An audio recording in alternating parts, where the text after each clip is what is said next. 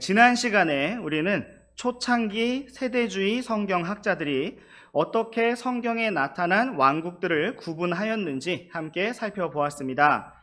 초창기 세대주의자들은 성경에 나타난 하나님의 왕국을 크게 세 가지로 구분하였고 용어를 기준으로 구분하였습니다.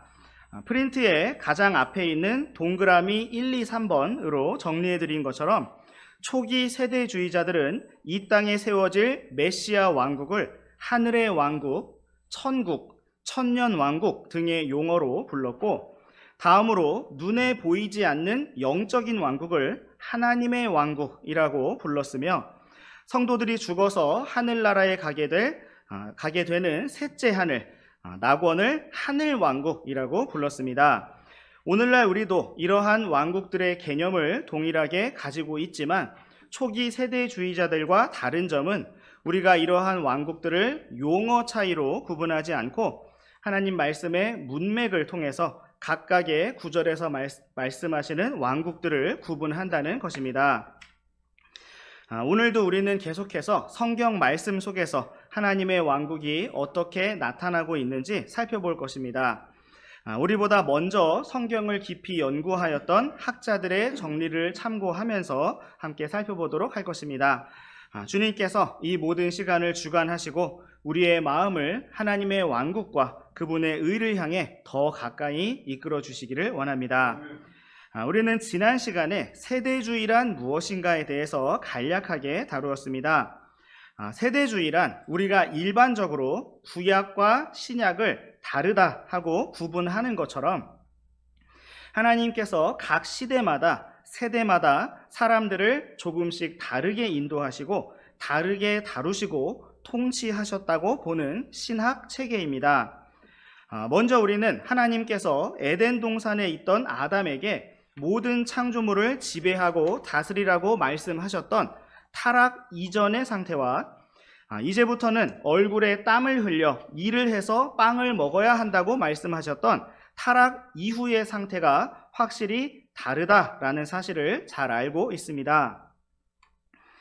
또한 노아의 홍수 이전과 이후에 많은 변화가 있었다라는 것을 알고 있고, 아브라함을 부르시기 전과 그 이후 모세가 이스라엘 자손과 출애굽하여 이스라엘이 민족적으로 구약이라고 불리는 옛 언약을 하나님과 맺은 그 이전과 이후가 다르다라는 사실을 알고 있습니다.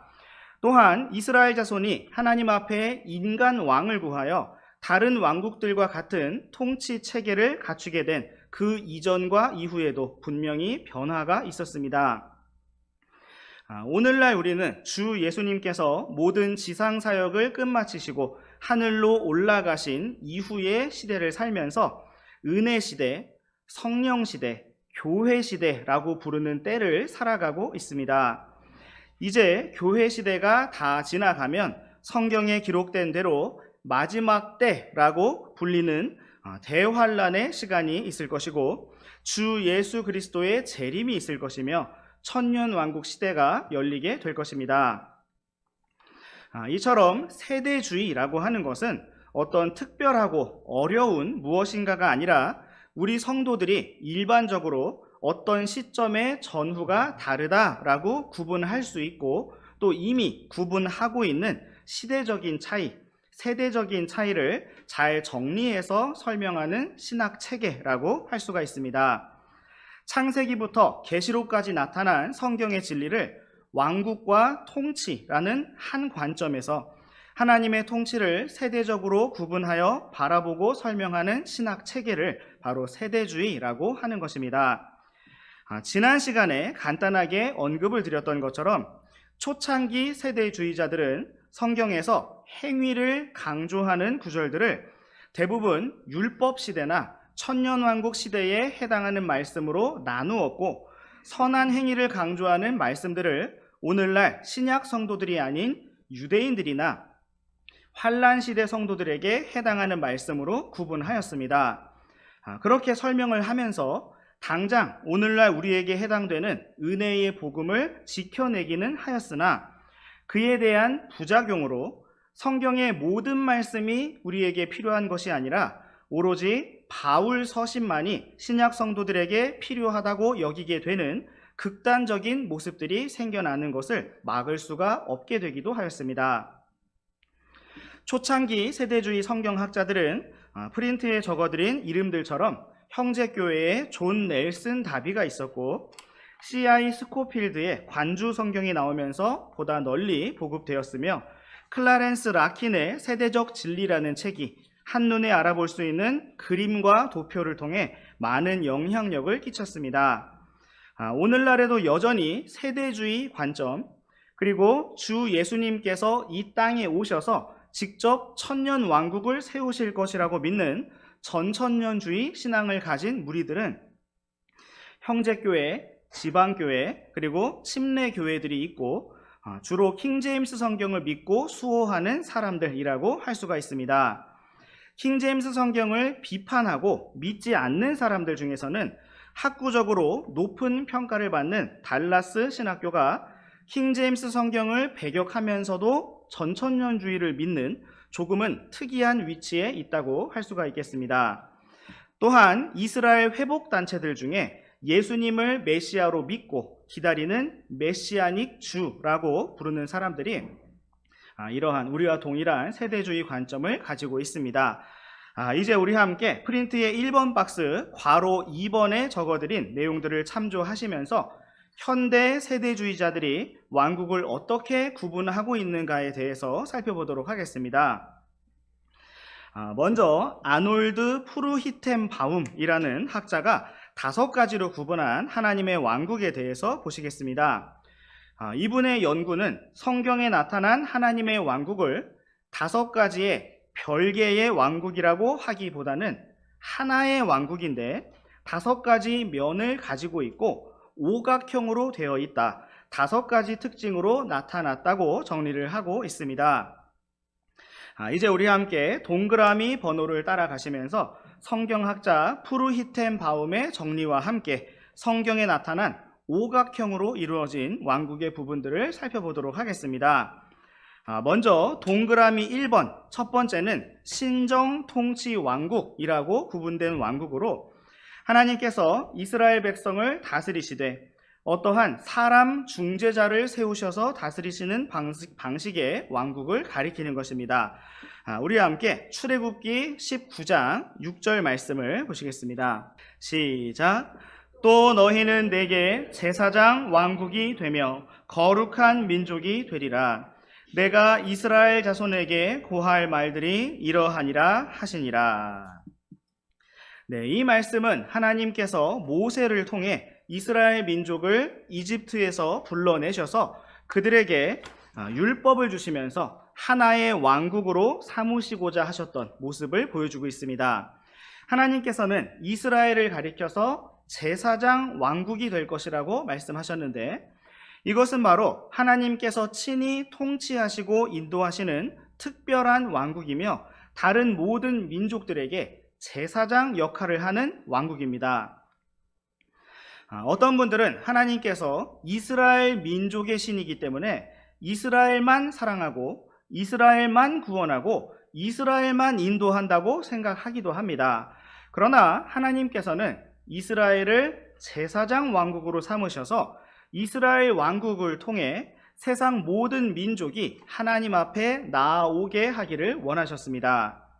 마치 이스라엘 안에서 레위 지파가 제사장 지파로 세워졌을지라도 레위 지파만 하나님을 섬기는 것이 아니라 이스라엘 온 백성이 하나님을 섬기고 따랐던 것처럼 그렇게 땅 위의 모든 민족, 모든 왕국이 제사장 왕국인 이스라엘을 통해서 하나님 앞에 나아오기를 원하셨습니다.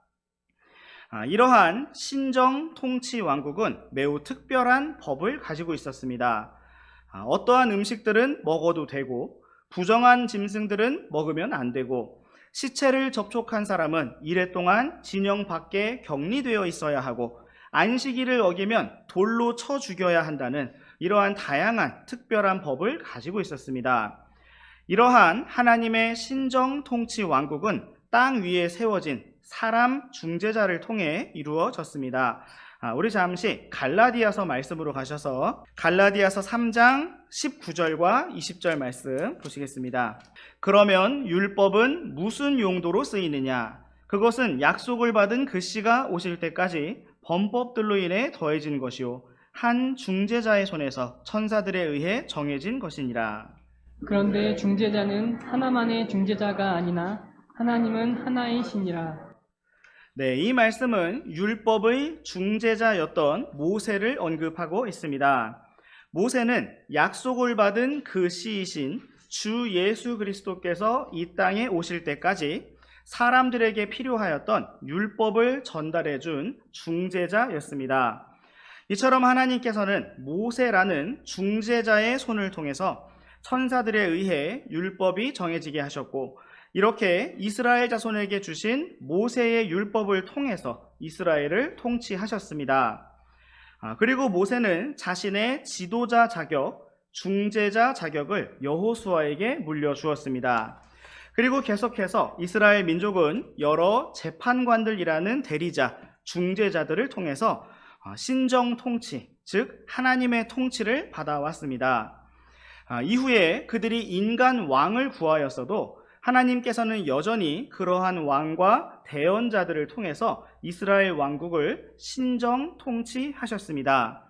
사울에게는 대언자 사무엘을 통해 아말렉을 진멸하라고 말씀하셨는데 사울 왕이 온전히 순종하지 않자 하나님께서는 그를 폐위시키시고 다윗이라는 새로운 왕을 세우셨습니다. 이처럼 하나님께서는 눈에 보이는 인간 왕을 통해서 대리자, 중재자를 통해서 이스라엘 민족을 통치하셨습니다. 이러한 신정 통치 국가로서의 이스라엘 왕국은 결국 아시리아와 바빌론의 침공을 통해서 완전히 무너져 내리게 되었습니다. 두 번째로 개념이 정리된 왕국을 보시면 동그라미 2번 항목처럼 신비의 왕국입니다. 우리 함께 마태복음 13장 11절 말씀을 보시겠습니다. 시작. 그분께서 그들에게 대답하여 이르시되 하늘의 왕국의 신비들을 아는 것이 너희에게는 허락되었으나 그들에게는 허락되지 아니하였기 때문이라. 네, 앞으로 우리가 살펴보게 될 마태복음 13장 말씀은 예수님께서 친히 많은 비유를 통해 말씀하신 하늘의 왕국의 신비들이 등장하고 있습니다. 성경에서 신비라는 단어는 구약 성경에서는 계시되지 않았으나 신약 성경에서는 밝히 드러나고 계시된 진리를 가리키는 용어로 사용되고 있습니다. 이러한 하늘의 왕국의 신비들은 하나님의 왕국에 대한 구약에서는 감추어졌으나 신약에서는 드러나 있는 진리들을 다루고 있습니다. 많은 성경학자들은 이러한 신비의 왕국이 바로 오늘날의 기독교계를 가리킨다고 이해하였습니다. 프린트에 같이 정리해드린 두 번째 학자인 찰스 라일이도 동그라미 3번, 찰스 라일이 이름 아래 동그라미 3번 항목에서 신비한 형태의 왕국이라는 이름으로 현재의 기독교계를 동일하게 정리하였습니다. 마태복음 13장에서는 예수님께서 하늘의 왕국의 신비들을 말씀해 주시면서 여러 가지 하나님께서 완전하게 통치하시는 왕국이라고 하기에는 다소 이상한 형태의 모습들이 비유로 등장하고 있습니다.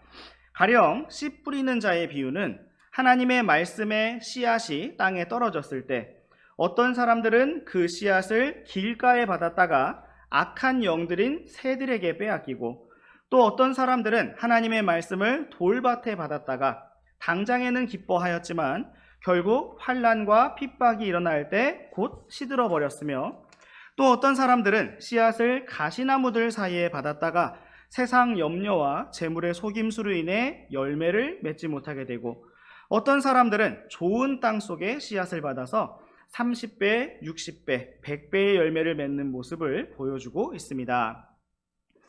이후에 우리가 마태복음 13장 말씀을 살펴보게 될 때 모든 비유들을 하나하나 자세히 보겠지만 이러한 비유들은 오늘날의 기독교계라고 불리는 하나의 세상, 하나의 신비적인 형태의 이상한 형태의 왕국으로 정리되어 왔습니다.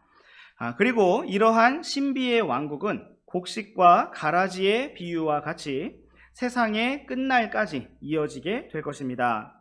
결국 주 예수 그리스도께서 다시 오셔서 천년왕국을 세우시기 이전까지 마태복음 13장 말씀에 나타난 신비한 모습들이 계속 유지될 것입니다. 이제 계속해서 성경학자 프루히텐바움이 정리한 동그라미 3번 우주적인 영원한 왕국에 대해서 살펴보시겠습니다.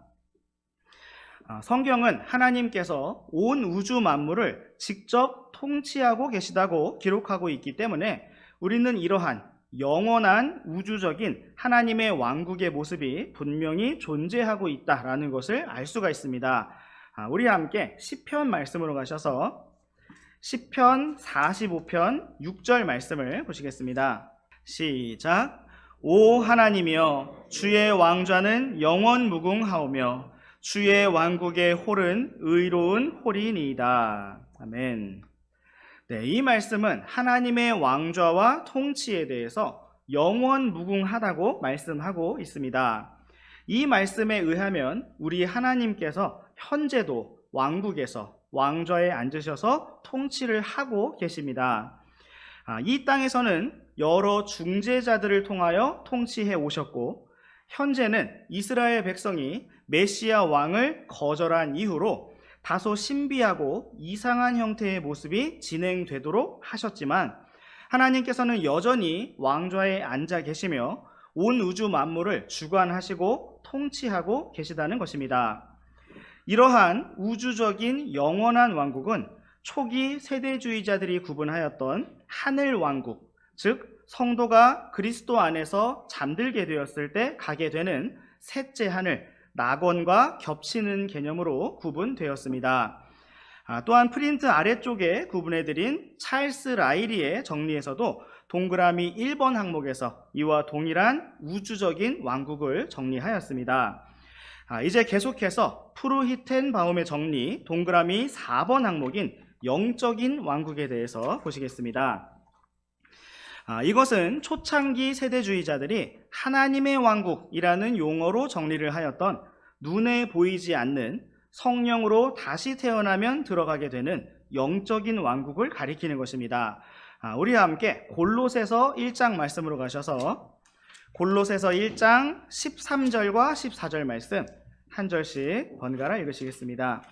아버지께서 우리를 어둠의 권능에서 구출하사 자신의 사랑하는 아들의 왕국으로 옮기셨으니 그분 안에서 우리가 그분의 피를 통해 구속 곧 죄들의 용서를 받았도다. 아멘. 이 말씀은 과거형으로 하나님 아버지께서 우리를 어둠의 권능에서 구출하셔서 자신의 사랑하는 아들의 왕국으로 옮기셨다라고 말씀하고 있습니다. 이 왕국은 우리가 죽어서 가는 하늘나라도 아니고 주 예수 그리스도께서 이 땅에 가져오실 천년왕국도 아니며 우리가 주 예수님의 피를 믿고 용서를 받았을 때, 구원을 받았을 때 즉시로 옮겨지게 되었던 하나님 아버지의 사랑하는 아들의 왕국, 주 예수 그리스도의 왕국입니다. 이처럼 우리는 구원받기 전에 어둠의 권능 아래 있었지만 구원받은 후에는 주 예수 그리스도의 왕국으로 옮겨졌습니다. 이것이 바로 오늘날 우리가 속해 있는 눈에 보이지 않는 영적인 왕국입니다. 초기 세대주의자들은 이것을 하나님의 왕국이라는 용어로 구분을 하였지만 오늘날 우리는 그렇게 용어로 구분을 하지 않고 문맥에 따라 이러한 면의 왕국이 있다라는 사실을 정리하고 있습니다. 프린트에 적어드린 또 다른 현대 세대주의자인 찰스 라일이 또한 동그라미 4번 항목에서 이와 동일하게 정리를 하였습니다. 이제 우리와 함께 성경학자 프루히텐바움의 마지막 정리 동그라미 5번 항목을 보시겠습니다. 다섯 번째 왕국의 모습은 메시아 왕국이라고 구분되어 있습니다. 찰스 라일이 또한 찰스 라일이 이름 아래 동그라미 2번 항목에서 다윗에게 속한 메시아 왕국이라고 똑같이 정리를 하였습니다. 이 메시아 왕국은 주 예수 그리스도께서 처음 이 땅에 오셨을 때 이스라엘 땅에 가져오려고 하셨던 바로 그 실제적인 지상 왕국이었습니다. 그러므로 침례자 요한도 예수님보다 앞서 와서 주의 길을 예비하면서 회개하라, 하늘의 왕국이 가까이 왔느니라 하고 외쳤습니다. 그러나 이스라엘은 메시아 왕의 전령이었던 침례자 요한을 목베어 죽였고 메시아 왕이신 주 예수님까지도 십자가에 못 박으며 하나님의 왕국을 거절하였습니다. 우리 잠시 요한복음 19장 15절 말씀을 보시겠습니다. 시작. 그들이 소리를 지르되 그를 없애버리소서, 그를 없애버리소서, 그를 십자가에 못 박으소서 하므로 빌라도가 그들에게 이르되 내가 너희 왕을 십자가에 못 박으랴 하매 수제사장들이 대답하되 카이사르 외에는 우리에게 왕이 없나이다 하니라. 네, 이 말씀과 같이 유대인들은 매우 분명하고 정확한 말로 그들의 왕이신 주 예수 그리스도를 거절하였고 로마 황제였던 카이사르를 자신들의 왕이라고 외쳤습니다. 그 결과 주 예수님께서 초림 때에 가져오고자 하셨던 메시아 왕국, 지상 왕국이 먼 훗날로 연기되었습니다. 마치 초창기 이스라엘 민족이 출애굽 이후에 약속의 땅 가나안에 들어가기를 거부하였을 때 약속의 땅에 들어갈 기회가 40년 이후로 미루어지게 된 것처럼 이스라엘 땅에 임하게 될 메시아 그리스도의 왕국이 먼 훗날로 미루어지게 된 것입니다. 물론 하나님께서는 이 모든 일을 미리 알고 계셨고 그 이후의 일들까지도 성경의 여러 곳에 예언해 놓으셨습니다. 우리 함께 구약 성경 스가랴 말씀으로 가보시겠습니다. 스가랴 14장 3절과 4절 말씀 번갈아 읽으시겠습니다. 그때에 주께서 나가사 그 민족들과 싸우시되 전쟁의 날에 싸우신 것 같이 하시리라. 그 날에 그분의 발이 예루살렘 앞 동쪽에 있는 올리브산 위에 서실 것이요 올리브산이 그것의 한가운데서 동쪽과 서쪽으로 갈라짐으로 심히 큰 골짜기가 생길 것이며 그의 산의 반은 북쪽으로 그 산의 반은 남쪽으로 이동하리라. 네, 이 말씀의 문맥은 1절 말씀에 기록된 주의 날로부터 시작되고 있습니다. 주의 날이 임하게 될 때 3절 말씀과 같이 주께서 이방 민족들과 싸우시고 적그리스도의 군대와 싸우시되 아마겟돈에서 싸우시고 승리하실 것입니다. 4절 말씀은 바로 그날에 메시아 왕 주 예수 그리스도의 발이 실제적으로 예루살렘 앞 동쪽에 있는 올리브산 위에 서실 것이라고 말씀하고 있습니다. 그리고 그때 큰 지진과 지각 변동이 일어나서 올리브산으로부터 동쪽과 서쪽으로 큰 갈라짐에 의한 큰 골짜기가 생길 것이며 그 산이 북쪽과 남쪽으로 이동하게 될 것이라고 말씀하고 있습니다. 정리해보면 예루살렘 땅을 기준으로 땅이 동서남북으로 갈라지며 거대한 평지가 생겨날 것이라고 말씀하고 있는 것입니다. 이처럼 거대한 평지가 생기는 이유는 바로 이곳에서부터 주 예수 그리스도께서 천년왕국 통치를 시작하실 것이기 때문입니다. 이제 우리와 함께 계시록 11장 말씀으로 가셔서 계시록 11장 15절 말씀을 보시겠습니다. 시작. 일곱째 천사가 나팔을 불매 하늘에 큰 음성들이 있어 이르되 이 세상의 왕국들이 우리 주와 그분의 그리스도의 왕국들이 되었고 그분께서 영원 무궁토록 통치하시리라 하니. 아멘. 이 말씀은 주 예수 그리스도께서 재림하셔서 천년 왕국을 세우시고 영원 무궁토록 통치하실 메시아 왕국, 지상 왕국에 대해서 분명하게 말씀하고 있습니다. 이 말씀에 예언된 대로 이 세상 왕국들인 미국, 캐나다, 영국, 독일, 한국, 중국, 일본과 같은 실제 이 땅의 나라들, 국가들, 왕국들이 주와 그분의 그리스도의 왕국들이 될 것입니다. 우리는 오늘 프린트의 1번 박스에서 괄호 2번 내용을 살펴보면서 현대 세대주의자들이 구분하고 정리한 성경 속에 나타난 왕국들의 모습을 살펴보았습니다.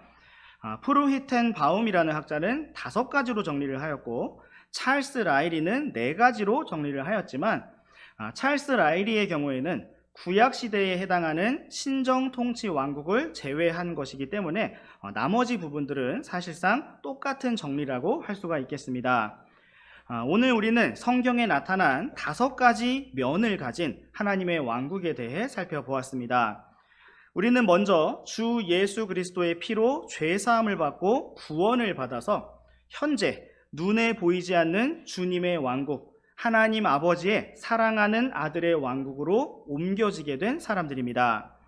또한 우리가 이 땅에서 달려갈 길을 다 마치고 숨을 거두고 잠들게 된다면 사도 바울이 이 땅을 떠나서 그리스도와 함께 있는 것이 더 좋다고 말했던 바로 그 셋째 하늘, 낙원, 하늘 왕국으로 가게 될 것입니다.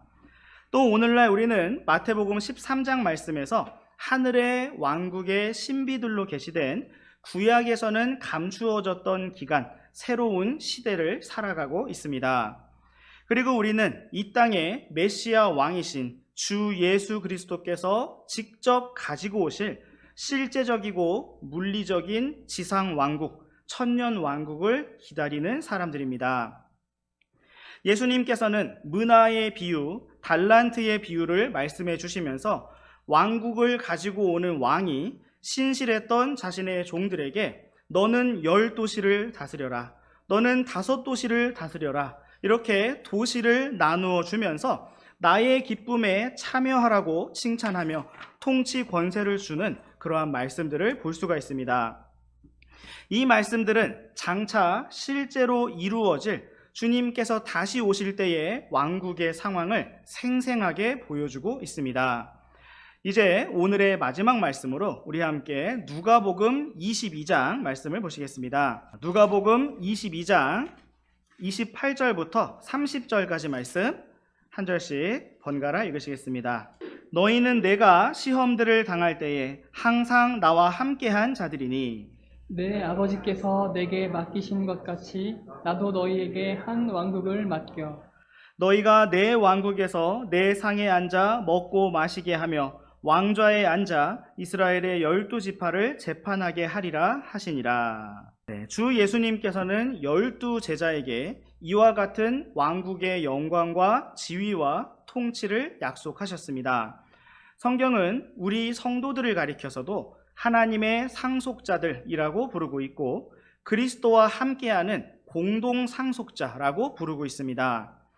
오늘 우리가 이 땅에서 낮아지고 수고하며 무명한 자가 되고 끝까지 종이 되어 섬길 것이지만 주 예수 그리스도께서 오실 때에는 우리가 상상 이상으로 높아지게 될 것이고 영광스럽게 될 것이며 주님과 함께 왕좌에 앉아 재판하고 심판하며 통치하고 다스리는 자들이 될 것입니다.